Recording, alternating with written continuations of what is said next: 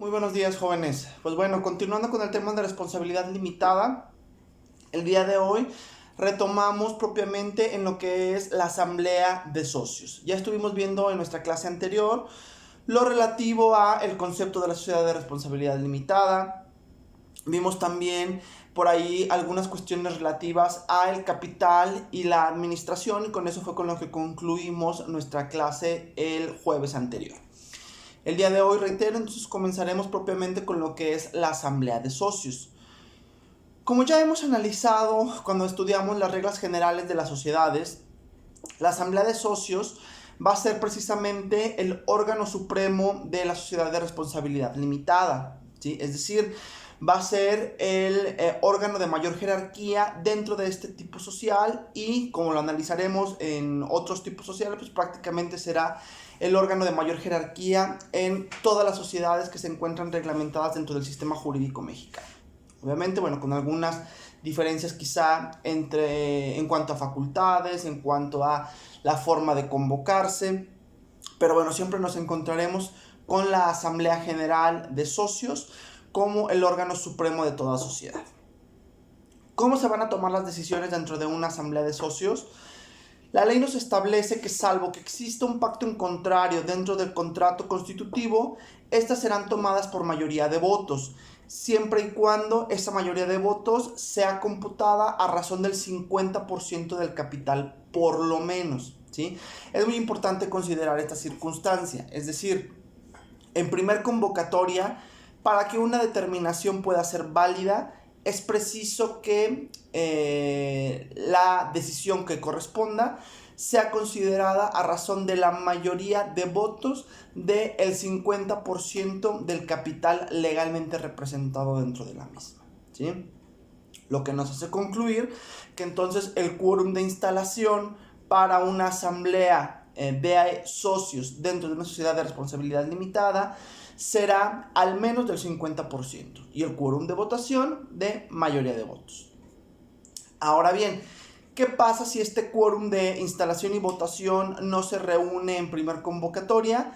Tendrá que efectuarse una segunda convocatoria para poder proceder a la discusión de los temas que se hayan establecido en el orden del día, ¿sí? En este caso, la segunda convocatoria permitirá que la asamblea se desarrolle con el número de socios, presentes.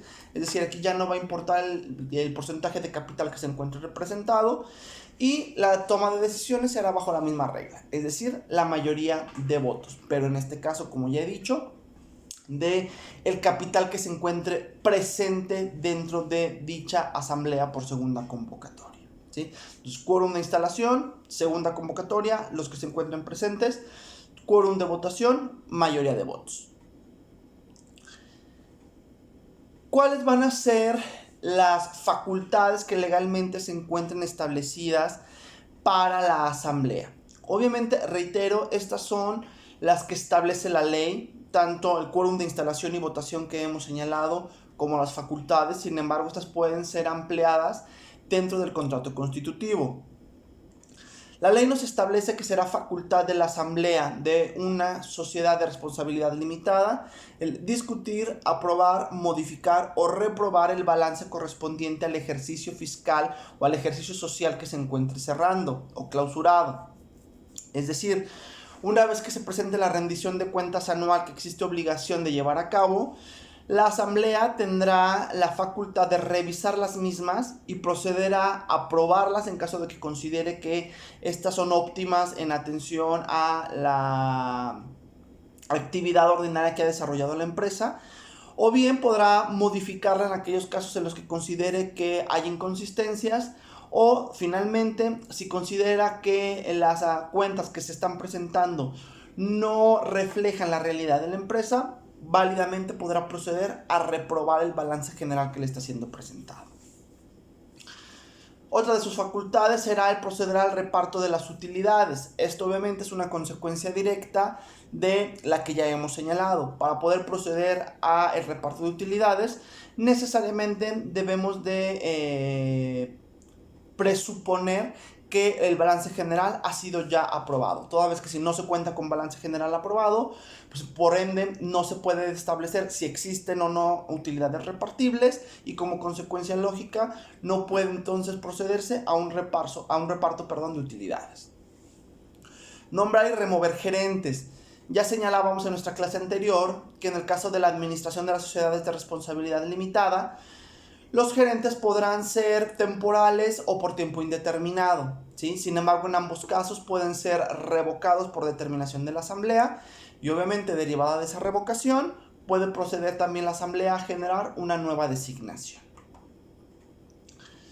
También tenemos como facultad el designar al Consejo de Vigilancia, el cual podrá ser formado de socios o de personas extrañas a la sociedad. Resolver sobre la división y amortización de partes sociales, ¿sí? Es decir, podrá determinar si es viable el proceder a la fragmentación de una parte social o bien a la forma en que éstas habrán de ser pagadas, ya sea por los socios hacia la sociedad o por la sociedad hacia los socios para la reducción del capital. A eso se refiere con amortización de partes sociales. Exigir en su caso las aportaciones suplementarias y prestaciones accesorias, es decir, si se autoriza alguna aportación extraordinaria por parte de la asamblea a favor de la sociedad, pues será facultad de la asamblea tanto el determinarla como el exigir su cumplimiento.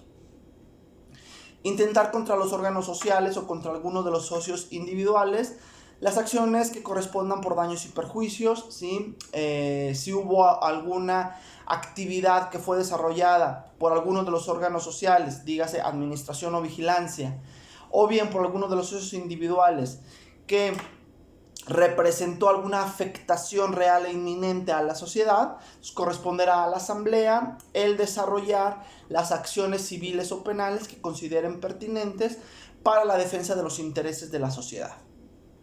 Modificar el contrato social. Sí, esto, bueno, evidentemente tendrá que ser una facultad de la asamblea.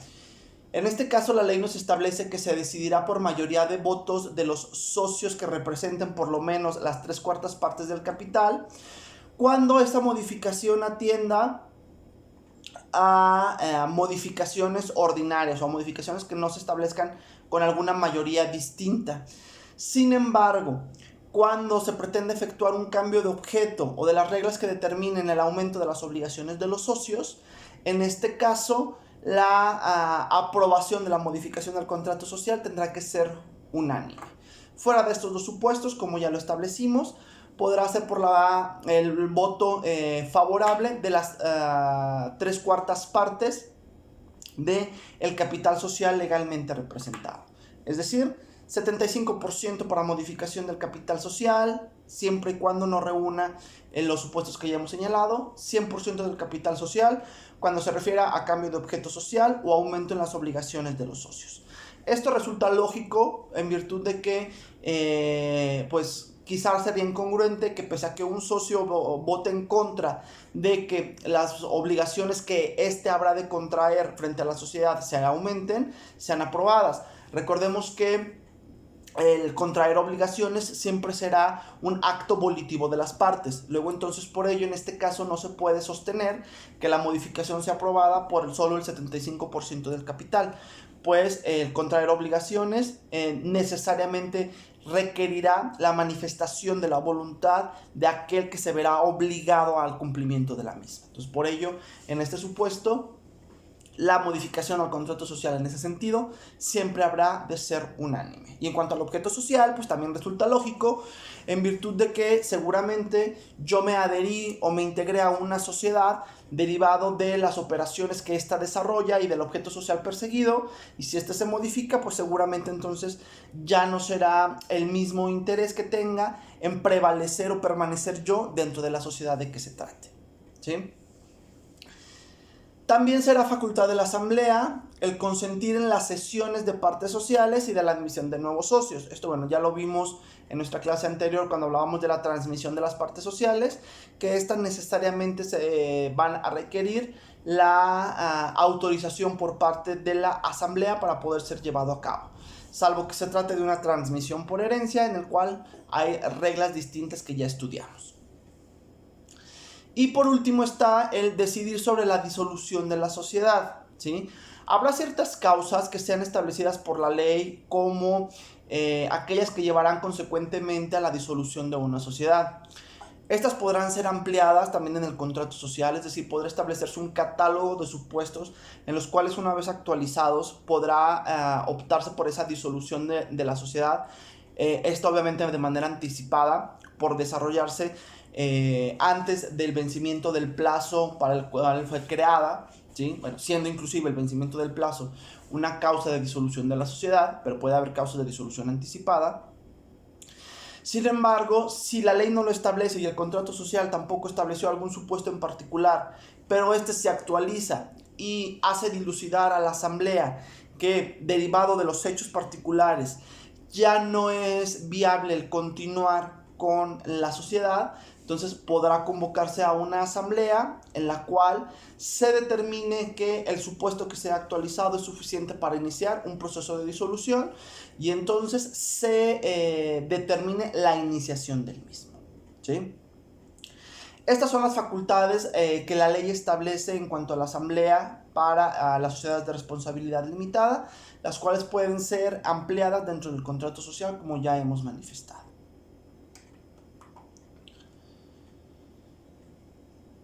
Ahora bien, continuando con el tema de las asambleas, ¿sí? ¿Cómo será la participación de los socios dentro de las mismas? Cuando hablábamos de el capital social, manifestábamos que este iba a ser o se iba a integrar en múltiplos de un peso, ¿sí? Lo que manifestaba que si yo quería aportar un peso a una sociedad de responsabilidad limitada, era viable y con base en ello tendría que considerárseme como socio y otorgárseme mi parte social por el valor de un peso. Sin embargo, hay una disposición adicional en el tema de asambleas que nos hace ver que, bueno, pues seguramente, pese a que es permisible el otorgamiento de partes sociales por múltiplos de un peso, pues estas no necesariamente lleguen a existir a razón de tales cantidades. ¿Por qué sostenemos ello? Porque cuando hablamos de asambleas ordinarias o de asambleas extraordinarias, al hablar de la participación de los socios, se establece que estos gozarán de un voto por cada 1,000 pesos o múltiplos de 1,000 pesos, lo cual entonces hace concluir que, pese a que pueda constituirme como socio de una sociedad de responsabilidad limitada por una cantidad que equivalga a un peso o sus múltiplos, pues seguramente, para efectos de poder tener una válida participación en la toma de decisiones de la empresa, pues mi aportación no será inferior a 1,000 pesos, a manera de que con mi aportación pueda al menos yo aspirar a gozar de un voto dentro de las asambleas, ¿sí? Si te aporto 10,000 pesos, entonces tendré derecho a ejercer 10 votos dentro de la asamblea. Reitero, porque entonces se otorga un voto por cada 1,000 pesos de aportación, ¿sí? Y haciendo la misma crítica que hicimos en su momento, pues claramente estas diferencias en cuanto a las cantidades o estas divergencias en cuanto a la posibilidad de ser socio frente a la posibilidad de adquirir un voto, pues nos hacen claramente denotar la necesidad que se tiene de generar una modificación a la ley para generar la actualización de estas cantidades, a manera de que en principio sean representativas de la situación económica y financiera actual en el mundo, ¿sí? De que tengan un reflejo real con las políticas económicas que se han venido desarrollando, pero también entonces que tengan una representatividad lógica y coherente en cuanto a la posibilidad de integrarme a una sociedad y la posibilidad que tendré de votar dentro de las mismas, ¿sí? Las asambleas se reunirán en el domicilio social por lo menos una vez al año en la época que sea fijada dentro del contrato, ¿sí? Es decir, esta asamblea general ordinaria anual obligatoria deberá de estar pactada desde el contrato social en cuanto a la fecha de su celebración o en cuanto a la época de su celebración, porque quizá la fecha sea un tanto complicado. Sin embargo, el hecho de que el contrato social establezca la época en la cual se habrá de celebrar esta asamblea no exime de la obligación de generar las convocatorias respectivas, ¿sí? Y hablando de convocatorias, entonces es importante saber cómo es que estas serán, o cómo es que estas asambleas serán convocadas, cómo estas convocatorias serán hechas. En principio, existe obligación a cargo de los gerentes de efectuar las convocatorias que resulten indispensables para la celebración de las asambleas, dígase ordinarias, dígase extraordinarias, ¿sí? Si la administración, por conducto de su gerente o consejo de gerentes, no lo hicieran, entonces correrá a cargo del consejo de vigilancia la posibilidad de generar esta convocatoria. Y a falta u omisión de por los socios que representen la tercera parte del capital social. Entonces hay 3 supuestos para poder generar la convocatoria y uno excluyente del otro. El primero es la administración. Si la administración no lo hace, entonces será el consejo de vigilancia. Y si el consejo de vigilancia no lo hace, entonces podrá generar la convocatoria los socios que representen al menos las 2/3 partes, es decir, un 33.33% del capital social, ¿sí? Es importante que vayamos teniendo en claros estos porcentajes de participación para que no se nos confundan con los quórums de votación, quórums de instalación y el porcentaje necesario para la convocatoria de asamblea, jóvenes, ¿vale? Entonces sí es importante que vayamos teniéndolos muy claros. ¿Cómo se harán estas convocatorias? Se harán por medio de cartas certificadas con acuse de recibo, es decir, deberá de existir notificación personal a cada uno de los socios. Y estas deberán de contener el día en que habrá de desarrollarse la asamblea, dirigiéndose a cada uno de los socios en lo particular, y deberá de contener también el orden del día, es decir, los temas que serán materia de discusión en dicha asamblea. Y para que esta convocatoria sea válida, deberá de tener lugar al menos 8 días antes de la celebración de la asamblea. Sí, evidentemente, sin que sea computado el día de la celebración misma. Entonces, si a mí me notifican 8 días antes de la celebración de la asamblea, será suficiente entonces para que ésta pueda desarrollarse válidamente y sin posibilidad de una nulidad por defectos en la celebración de la convocatoria o de la notificación a la asamblea. ¿Sí?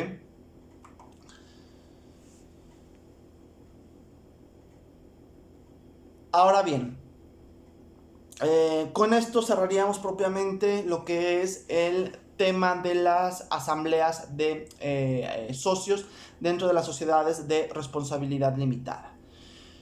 Únicamente nos faltaría analizar un tema de importancia en cuanto a las sociedades de responsabilidad limitada, y este atiende a un derecho económico que la ley consagra a favor de los socios fundadores de una sociedad de responsabilidad limitada, ¿sí?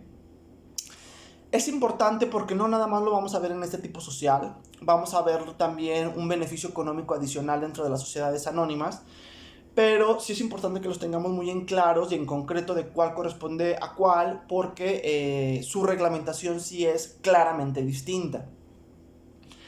En el caso de las sociedades de responsabilidad limitada, la ley establece que los socios fundadores de la misma tendrán el derecho a cobrar, a razón de sus aportaciones, una tasa de interés anual al cierre de cada uno de los ejercicios sociales, ¿sí? Es decir, estos podrán cobrar una cantidad adicional a las posibles utilidades que se hayan generado por el solo hecho de haber efectuado aportaciones para la creación o constitución de la sociedad, ¿sí? Es un derecho económico que, bueno, pues sí, es un plus que se consagra a favor de los socios, pero que ahorita que veamos la reglamentación, pues realmente no es muy representativo. Obviamente, pues quizá se irá siendo interesante, pues quizá en atención al monto de la aportación. Pero bueno, si tenemos una aportación baja, pues realmente no va a representar un beneficio de trascendencia para los socios. ¿Cómo es que queda reglamentado este interés? La ley establece que podrá cobrarse el mismo a razón de una tasa que no podrá exceder de un 9% anual, ¿sí? Y que este interés no podrá ser cobrado de forma ilimitada, sino que únicamente se gozará de un periodo de 3 años para poder cobrar. Vencidos estos 3 años, entonces todos los socios, sean fundadores o no, tendrán exactamente los mismos derechos, tanto económicos corporativos, en razón de las categorías de las partes sociales de las cuales estos sean titulares. ¿sí? Pero solo entonces por 3 años tendrán la posibilidad de cobrar intereses, y estos intereses serán a razón de una tasa del 9% anual.